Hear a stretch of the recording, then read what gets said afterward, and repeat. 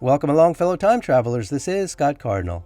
In this micro lesson, we're going to travel to Los Angeles to check out Mount Calmia Castle. That's the incredible mansion presently owned by actor Johnny Depp. The reason for micro lessons such as this is to celebrate the homes, gardens, and workspaces of creative people throughout history. It's also to help people understand what the architectural and design elements are when they look at buildings. Also, studying architecture and design can help people increase their powers of observation that can be used in other areas of their lives. So, let's get rolling. This is the mansion that was built by a lady named Hersey Moody Carson. Her friends called her Helen, and her husband was George Campbell Carson. They married in 1927. She had been married previously, and she made a bunch of money on her own by investing in real estate. But she also inherited a whole bunch of money when one of her previous husbands committed suicide. But it was her husband, George Campbell Carson, who was really an interesting fellow. He has been described as being a hillbilly with a second-grade education, who really didn't care too much about making money, but he made a whole bunch of it. Legend has it, by the way, that she was always impeccably dressed, while he was always wearing a beat-up straw hat and overalls. He also enjoyed urinating and sleeping outside. When they met, he had just wrapped up a nearly 20-year legal battle with several copper companies because they were infringing on his patent. His invention had something to do with furnaces and for treating molten metals and smelting ores. And so all these really successful companies were using his intellectual property to make themselves a ton of money. And so he sued them, and he got a whole bunch of money out of them. In 1928, Carson was awarded by the courts $20 million. That's the equivalent of nearly $350 million in 2022. At one point during their very brief marriage, Mr. Carson was committed to a mental asylum.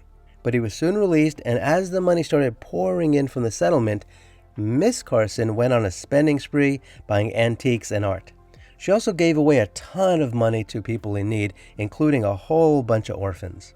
In 1931, as the Great Depression deprived so many people of work, the couple acquired a 4-acre eucalyptus grove on the 8300 block north of Sunset Boulevard. They then began building a mansion made of stone that kind of looked like a medieval castle, and it would be named Mount Calmia. As you likely know, Calmia is an evergreen shrub that is native to the eastern half of North America, and it's grown for its decorative flowers. 100 workers were hired to build the 3-story, 7,500 square foot castle. Legend has it that Miss Carson designed the house herself, but that probably wasn't true. I mean, she was neither an architect nor an engineer, but either way, she did make some changes as construction moved along. The mansion itself is 90 feet above Sunset Boulevard, and at one point it offered a grand view of the surrounding area. The front of the house is a covered portico, and as you can see, it does kind of look like a castle with battlements and rounded turrets and towers. The terraces included red hexagon tiles with a white flower in the center. On the far left, you can see a series of steps that leads up to a platform and then an entry into the house. And you can see some of the grills outside of the stained glass windows. And looking all the way to the top, you can see very ornate roof tiles. And there are multiple sun decks and terraces and verandas. Now, as far as the inside, the interior included 125 stained glass windows and hand-painted wallpaper with pastel-colored birds. She really had a thing for birds, so supposedly they were hand-painted all over the place. Oh, and the ceiling of the conservatory was painted like a cloudy blue sky. Inside the house, she had a bathtub that was shaped like an Indian canoe. That's because she wanted to pay homage to the 1855 epic poem, The Song of Hiawatha. The walls around the tub were painted with an outdoor scene that likely was also inspired by the imagery in that poem. The house was also built to include a music room and a solarium, a library, a reading room, a coffee room, a nursery, and a billiards room. There was also a Louis XVI drawing room, and that likely included majestic and opulent furniture, and was probably decorated with a lot of friezes and made great use of bronze and stucco and marble. She also had built a dining hall that was decorated in the Hepplewhite style. And as you probably know, that is a neoclassical style furniture with contrasting veneers and inlay. The name is derived from British designer and cabinet maker George Hepplewhite. The house also has very beautiful and elaborate quarters for maids and for a chauffeur. And there's also a 3-story winding staircase that reaches the various levels within the house.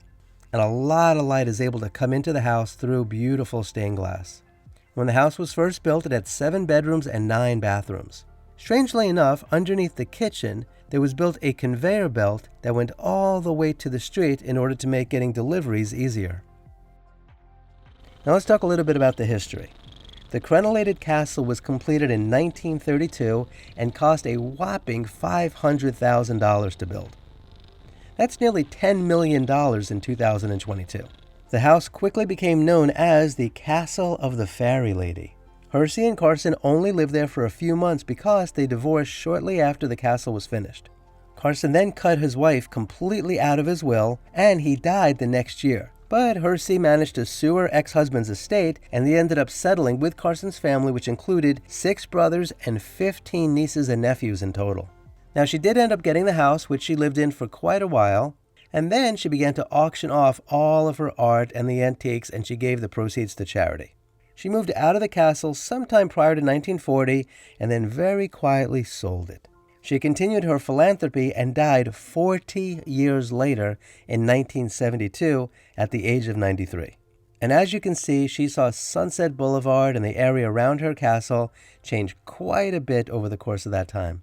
Beginning in or around 1942, Mount Calmia had been leased to an ex-Ziegfeld Follies dancer.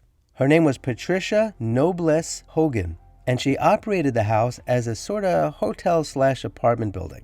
And she had lodgings that ranged from swanky suites that went upwards of around $300 a month to semi-basement barracks that were offered at $85 a month.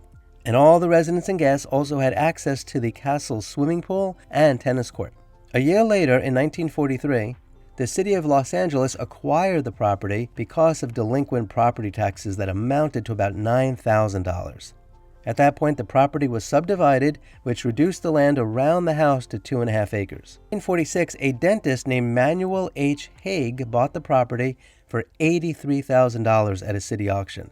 He was supposed to take possession within 90 days. But Patricia Hogan and the tenants living there refused to leave. So on January 21st of 1947, sheriff's deputies ushered them all out. Ms. Hogan then moved her operation to Franklin Castle, located at 7001 Franklin Avenue.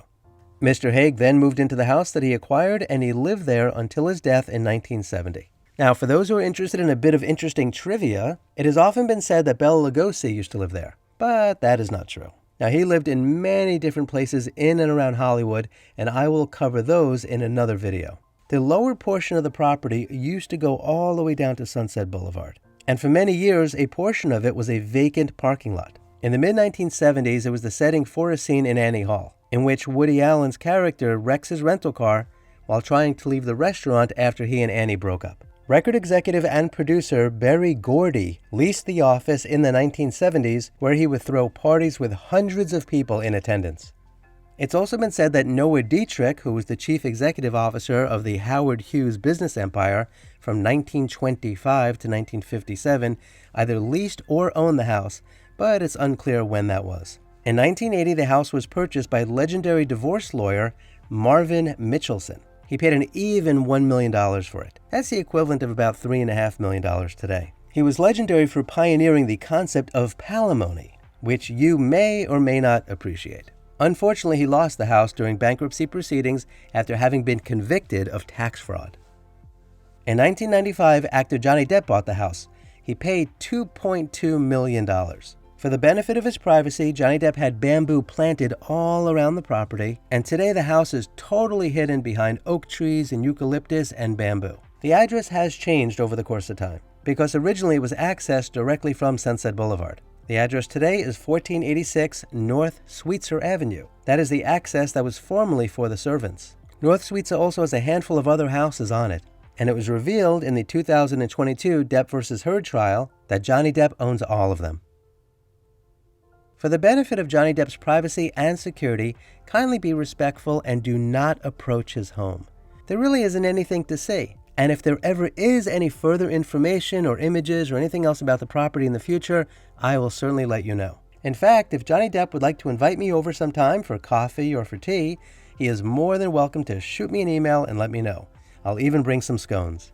And so this concludes this micro lesson about Mount Calmia Castle, the incredible mansion presently owned by actor Johnny Depp. Thoughts about this subject matter? Please put those in the comments below and share what's on your mind. If you enjoyed this video, please share it, give it a thumbs up, and subscribe to my channel. Until next time, I wish you safe travels on all your journeys.